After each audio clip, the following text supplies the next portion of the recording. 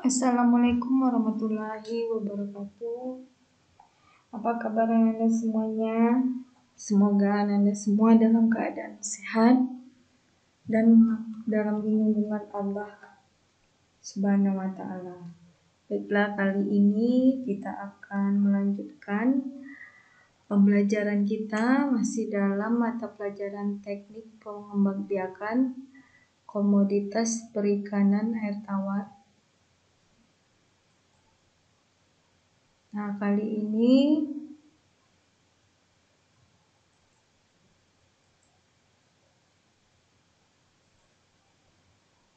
masih dalam manajemen hama dan penyakit, ya. Jadi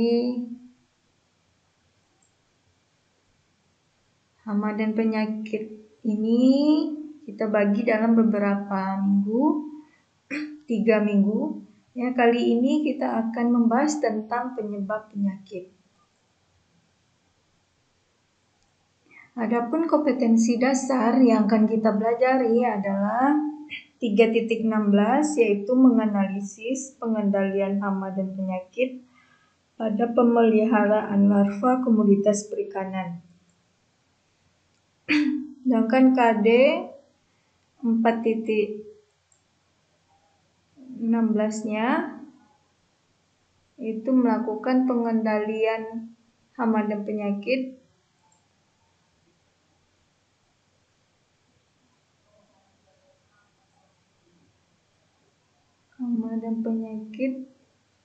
pada pemeliharaan larva komoditas perikanan.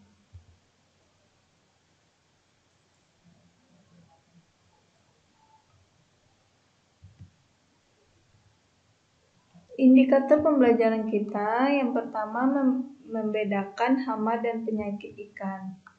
Yang kedua, merinci penyebab penyakit ikan. Dan 4.16-nya menunjukkan penyebab penyakit ikan. Nah, yang pertama yaitu perbedaan hama dan penyakit. Apakah pengertian hama? Hama adalah organisme pengganggu yang dapat memangsa, membunuh dan mempengaruhi produktivitas ikan, baik secara langsung maupun secara bertahap. Jadi, hama ini adalah organisme yang makhluk hidup, ya, yang dapat memangsa, membunuh dan mempengaruhi produktivitas ikan, baik secara langsung maupun secara bertahap. Ya, contoh hama misalnya ular, ya, belut, kepiting. Nah, itu adalah hama. Jadi dia di luar dari organisme ikan itu. Ada 3 jenis hama. Yang pertama, hama predator adalah hewan yang secara langsung membunuh dan memakan spesies yang dipelihara sehingga jumlah ikan dalam kolam menjadi berkurang. Ya, langsung jadi berkurang. Yang kedua, hama penyaing adalah hewan lain yang menimbulkan persaingan dalam mendapatkan makanan dan ruang gerak. Jenis hama penyaing yang sering ditemukan di kolam adalah kecebong, teritip, kijing, ikan liar, kepiting, dan keong mas. Jadi kalau hama penyaing itu tidak langsung memakan atau berhubungan langsung, tapi dia penyaing untuk mendapatkan oksigen. Yang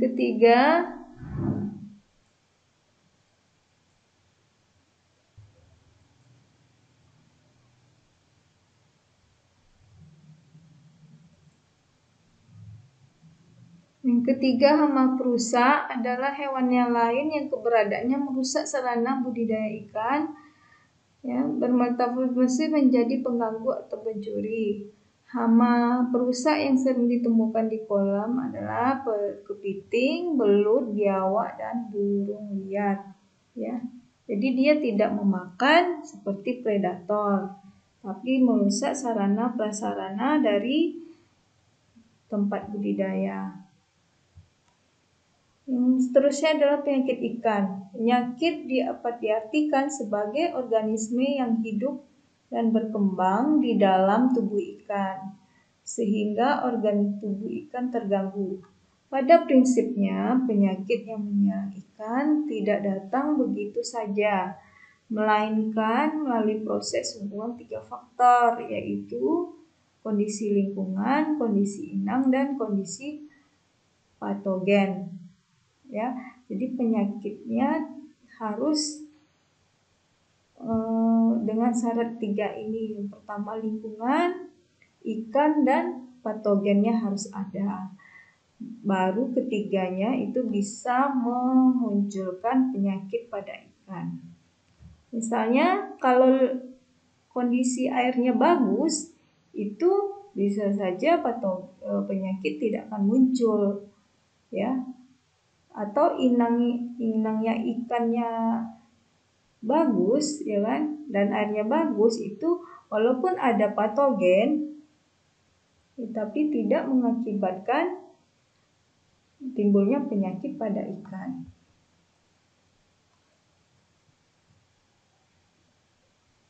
Nah, penyakit ikan itu bisa menjadi bencana menyebabkan kematian ikan yang akhirnya nanti merugikan pembudidaya ikan. Maka penyakit ikan itu sebaiknya dihindari. Ya, faktor yang menyebabkan penyakit ikan itu ada 3, ikannya, lingkungannya, dan patogennya. Kalau ikan dan lingkungan ada, patogennya tidak ada, ya otomatis tidak menimbulkan penyakit. Nah, sementara itu kalau lingkungannya bagus, ikannya bagus, walaupun ada patogen, itu tidak akan menyebabkan penyakit ikan. Karena sifat ikan itu adalah poikilotermis, artinya suhu tubuhnya mengikuti suhu lingkungan. Jadi kalau lingkungannya bagus, berarti ikannya bagus. Nah, di sini kita lihat contoh-contoh penyakit yang disebabkan oleh bakteri, bisa virus, ya, bisa parasit, ya, dan lain sebagainya. Apa saja yang menyebabkan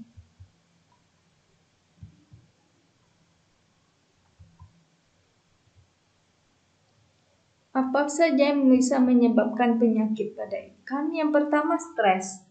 Jadi ikan ini sangat mudah stres, ya. Nah, stresnya disebabkan oleh perubahan lingkungan. Misalnya meningkatnya suhu air. Ya, jadi kalau siangnya terlalu panas kemudian malamnya sangat dingin, jadi fluktuasi air itu sangat besar sehingga tubuh ikan tidak bisa beradaptasi dalam waktu yang sangat singkat. Nah, itu menyebabkan ikan bisa stres dan bisa menyebabkan kematian. Kemudian dalam transportasi, misalnya pada waktu panen, pada waktu pembelian benih, ya, kita pindahkan ke kolam, itu juga bisa menyebabkan ikan menjadi stres. Kemudian makanan yang terlalu banyak itu juga bisa menyebabkan stres. Nah, makanya aklimatisasi itu sangat penting dilakukan untuk menghindari ikan stres. Nah, tentang aklimatisasi minggu yang lalu sudah kita lakukan, ya, dan kalian sudah praktekkan bagaimana aklimatisasi yang baik.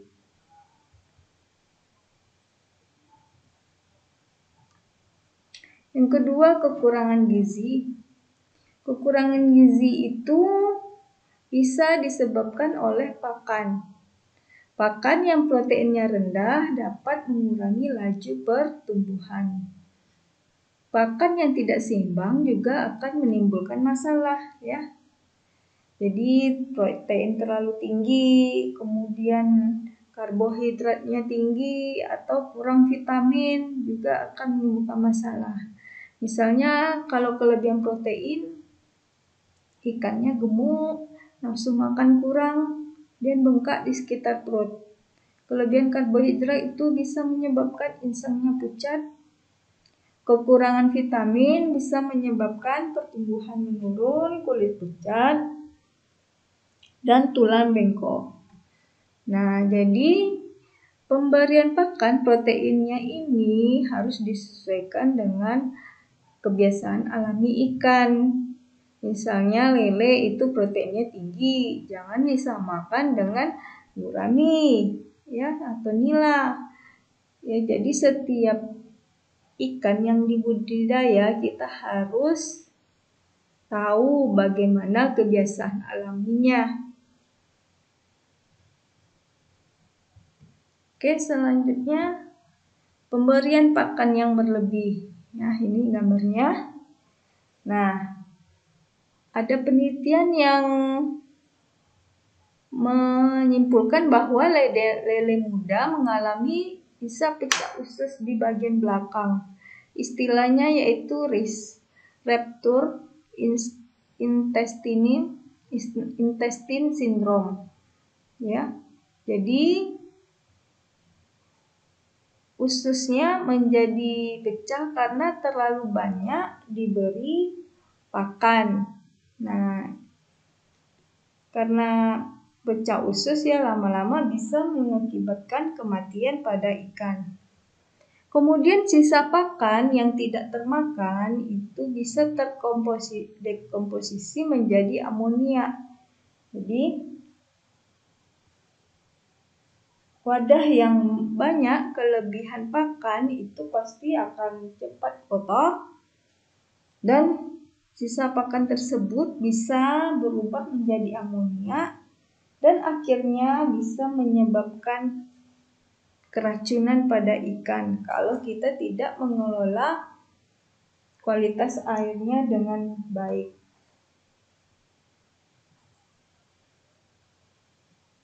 Kemudian yang keempat, keracunan ya. Keracunan ini bisa disebabkan oleh gas-gas, misalnya gas NO2, gas NH3 ya, yang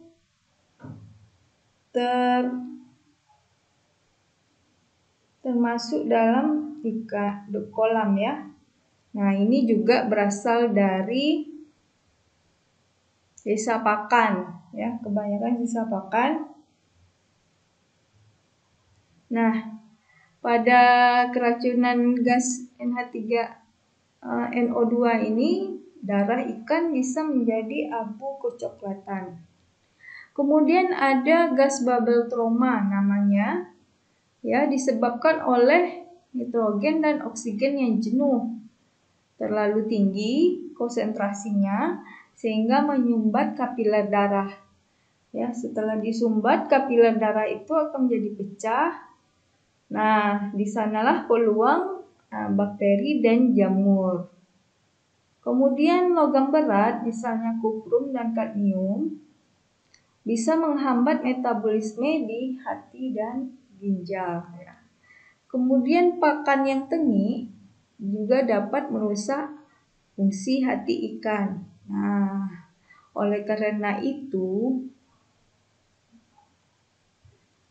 pakan harus ditempatkan ya yang sesuai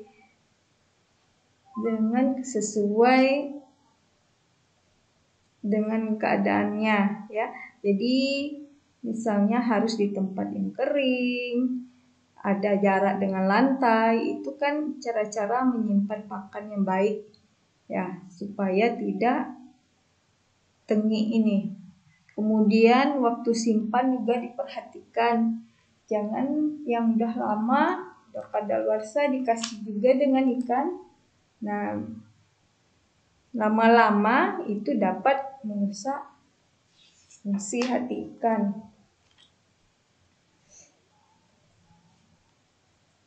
Yang selanjutnya memar dan luka.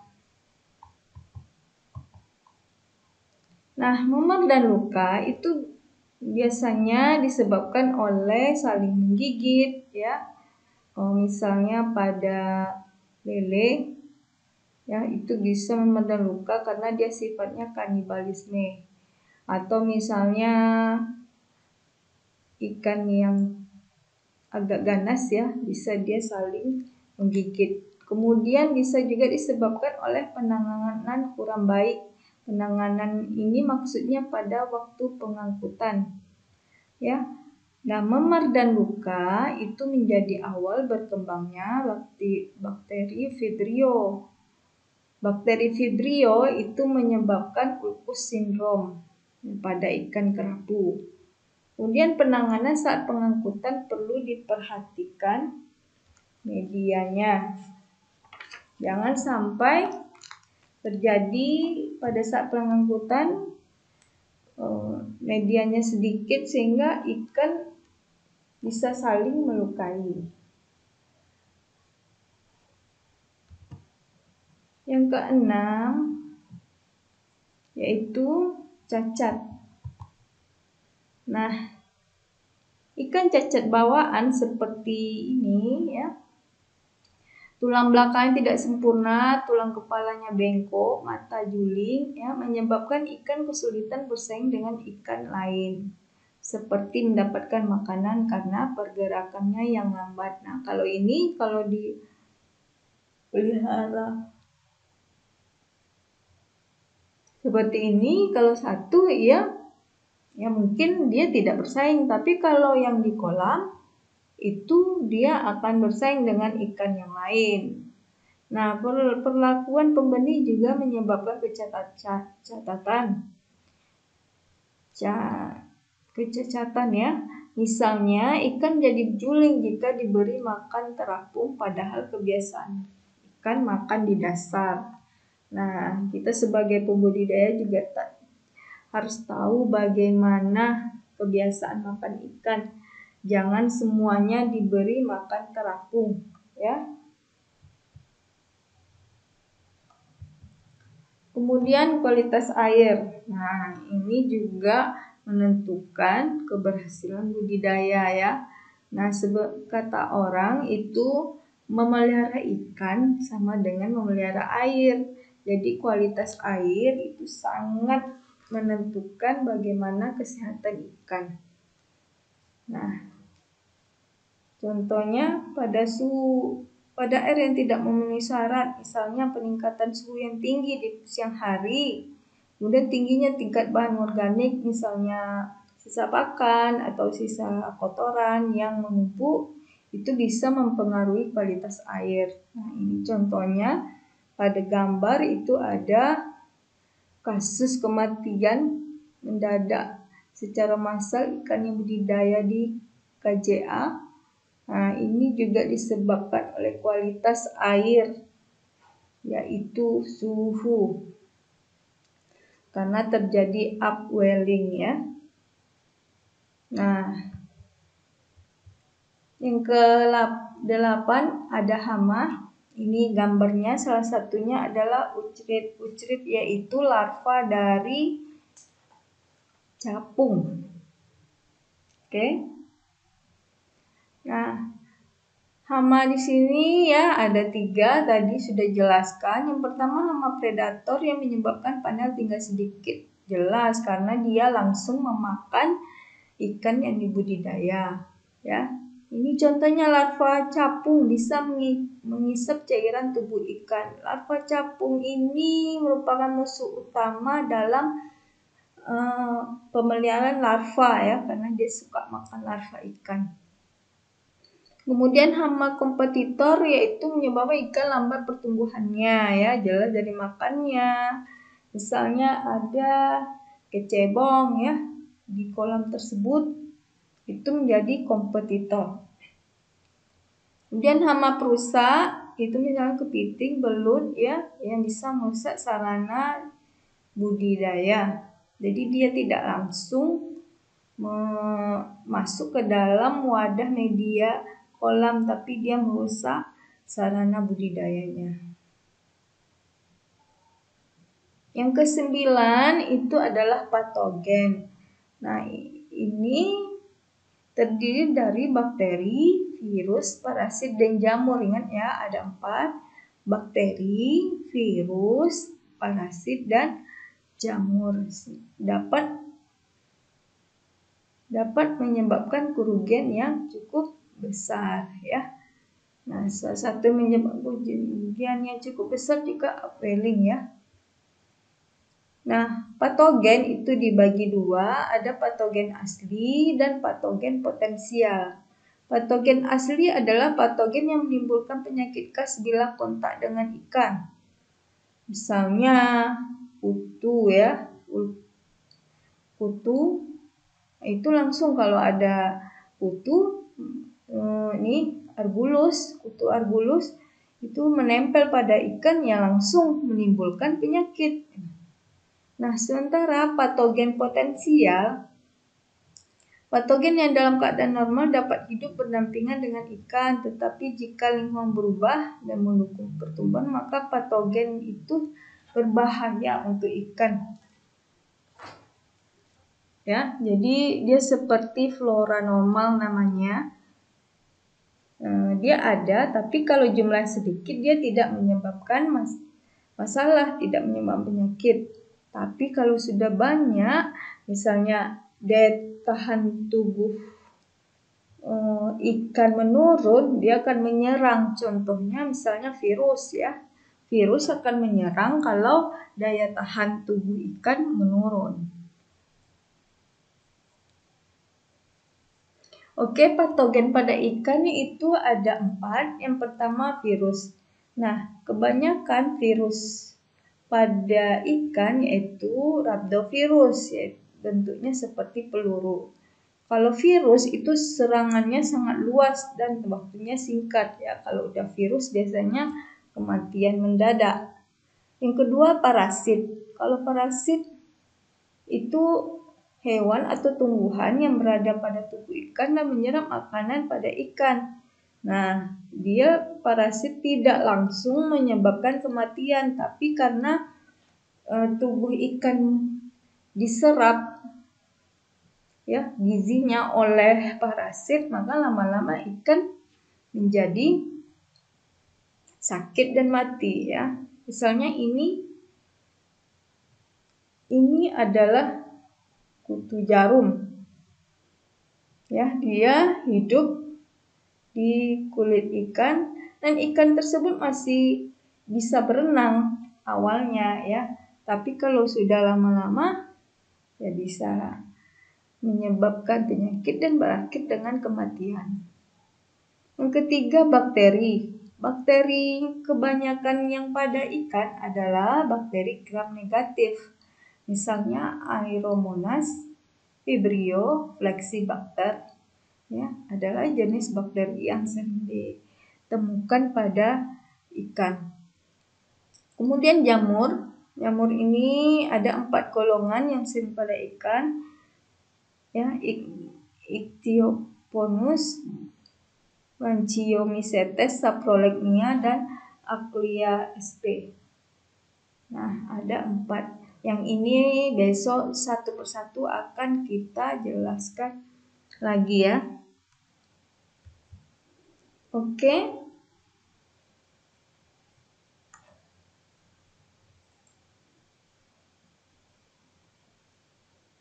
Adapun tugas kali ini ada 2. Yang pertama, jelaskan upaya yang dilakukan pembudidaya untuk mencegah masuknya hama ke area budidaya. Ya, kalian jelaskan. Yang pertama itu boleh tampak muka. Kemudian boleh menerangkan ya, pakai laptop, pakai apa, terserah ya. Kemudian yang kedua, upwelling adalah salah satu penyebab kematian ikan karena kualitas air. Nah, jelaskan apa yang terjadi pada upwelling sehingga bisa menyebabkan kematian massal di waduk. Jadi, Ananda ceritakan semua proses kronologis upwelling itu terjadi dan beri contoh-contohnya, misalnya pada waduk mana, pada danau apa ya. Nah, ini juga budidaya, maksudnya hama budidaya itu adalah di kolam. Nah, 2 tugas ini diceritakan lewat video yang kalian unggah ke YouTube ya, seperti biasa seperti itu ya. Nah, mungkin demikian saja yang bisa Ibu jelaskan hari ini. Semoga kalian semangat untuk melakukan tugasnya dan bisa mengerjakan dengan baik. Ya, Assalamualaikum warahmatullahi wabarakatuh.